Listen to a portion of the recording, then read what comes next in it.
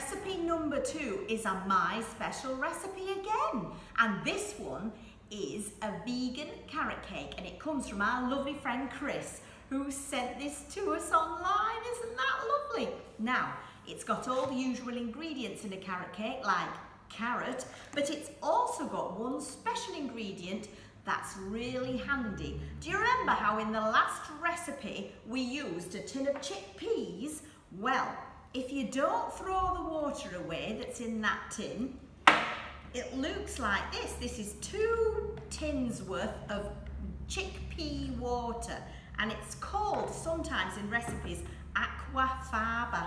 Ooh, isn't that posh? Anyway, just means bean water. Isn't that beautiful? Right, so what we're going to do is we're going to make a cake with bean water, oil, some brown sugar, some carrots, self-raising flour, a bit of ginger, a bit of mixed spice, a bit of cinnamon. Of course, you can adjust them to suit yourselves. If you don't like one, leave it out, put more of something else in. And then a little bit of baking powder, give it a boost. And what we're going to do is not put any seeds or nuts in, although people like that in their carrot cake. You can do that too. Pumpkin seeds are nice, walnuts, who knows what you fancy. We're going to start off straight away by putting the oil, the sugar and the bean water all together. So I'm going to put the oil in there, like that. There we go. And then I'm going to put that in with the sugar like that. Very good. And then we're going to give it a whisk, all right? So now what we're going to do is fast forward to the bit where I finished whisking it. You could whisk it with an electric whisk if you want, and it's thickened up, all right? So I'll see you in a bit.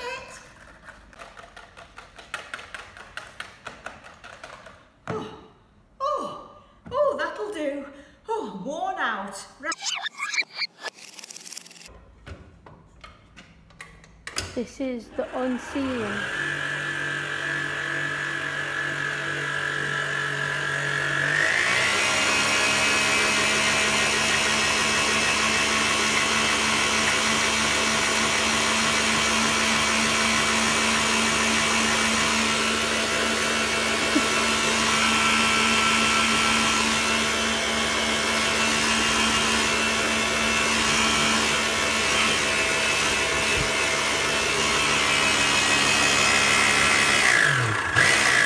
What do you have to say for yourself that you didn't do it by your hands?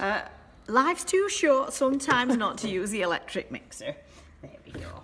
There we are. That's a bit thicker now. Right, so put that on one side and get yourself self-raising flour. And you're going to add to that a teaspoon of, whoops, hang on, a teaspoon, oh, when you get it out, a teaspoon of baking powder just to help give it a boost. And then you're going to put in a little bit of ginger. Okay, again, all to your, preference, what you like for flavour. I'm liking the spice and the ginger and the cinnamon. I love that. And I also like mixed spice. You could use nutmeg. You could use also, I love the smell of that in there. Might put a bit of extra of that in. It's not going to hurt anyone. Right there, so I'll put that back there, and there we go. So I've got my carrots there that I grated. Grate them by hand if you can, because they come out less watery. Can you see how nice and dry they are? If you put them through a machine, sometimes they come out all a bit soggy. Right, so we're going to pop those in there. There we go. Oops, there we are. So put all our bits of carrot in if we can. There we go. There you go, in there. Like that. There we are, lovely. And then all our bits of flour, etc. and spice, that goes in. Just going to get a spoon to stir.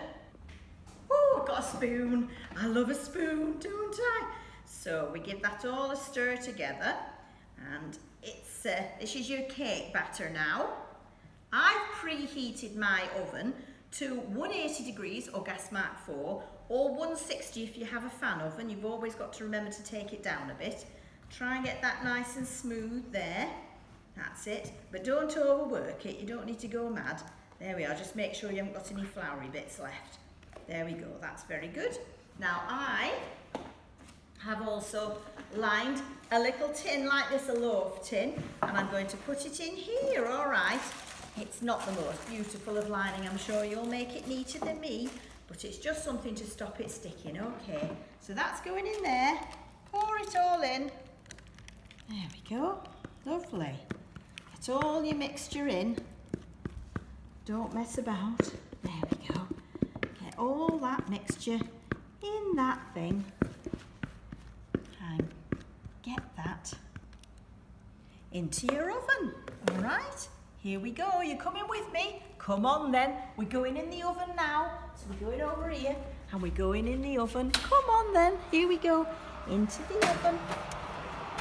Oh, look at this, everybody. Oh, it's piping hot. Just got it out the oven. Oh, let's tip it out. See what happens. Now get your cooling rack like this. Get it on top. Then you just have to perform a little bit of woohoo like that. And then we're going to take that off there. And see how it's come out. Oh, look at that. Oh, I've got it all upside down, but we're not going to worry. Oh, very nice. Smells lovely. Smell those lovely warm spices. Oh, delicious. Can you see the steam coming off that? Oh, I've all steamed up. Now, you can ice it once it's cool if you want to, or you can just wait for it to cool down and then cut it into slices and serve. Oh, that's delicious. So that was our My Special Recipe number 2, a carrot cake that's suitable for everybody, courtesy of our friend Chris. Now then, in our next episodes from Betty's Kitchen and Garden, what we need are your questions. Have you got anything that's making you puzzled? Have you got a parsley that's confusing you? Have you got a bean that you don't know what it is? Have your onions failed and you don't know why? Or do you want some recipes for using up all those pesky courgettes? Have you got anything you want any of us to answer for you? I've got some experts out there, keen gardeners and cooks who could give you a hand. And if you're not sure about your spoons from your spinach, then let us know. Send us your little recipes, send us your little questions on the social medias, and we'll answer them in the next episodes. All right, lovely. All right then. There, cheerio from Betty's Kitchen again. Bye, bye, bye, bye, bye.